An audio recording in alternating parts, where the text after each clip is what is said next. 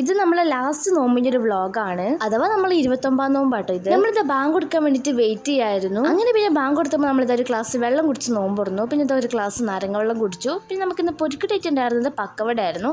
പിന്നെ നമ്മൾ കുറച്ച് ഫ്രൂട്ട്സ് കഴിച്ചു. പിന്നെ നമ്മളെ സ്പെഷ്യൽ ആയിട്ടാണ് ഇന്നത്തെ ഈ ഒരു ഇറച്ചി കേക്ക്. അങ്ങനെ പിന്നെ നിസ്കാരം കാര്യങ്ങളൊക്കെ കഴിയുമ്പോൾ നമ്മളെ മാസം കടക്കണം എന്നുള്ളത് അറിഞ്ഞത്. അങ്ങനെ പിന്നെ നമ്മൾ ഈ ഒരു പൂത്തിരിയും കുറച്ച് ഐറ്റംസ് ഒക്കെ കത്തിക്കാൻ വേണ്ടിയിട്ട് പോവാണ്. പെരുന്നാൾ തലേന്നത്തെ ഒരു വൈബാണല്ലോ നമ്മൾ ഈ ഒരു ഐറ്റംസ് ഒക്കെ. അങ്ങനെ നമ്മൾ കുറച്ച് പൂത്തിരി കത്തിച്ചു. അങ്ങനെ പിന്നെ ഇതാ ഇമ്മച്ചി ബാക്കിയുള്ള കുറച്ച് ഇറച്ചി കേക്കും കൂടി കൊടുത്തത് നമ്മൾ അതും കൂടി ഇരുന്ന് കഴിക്കായിരുന്നു.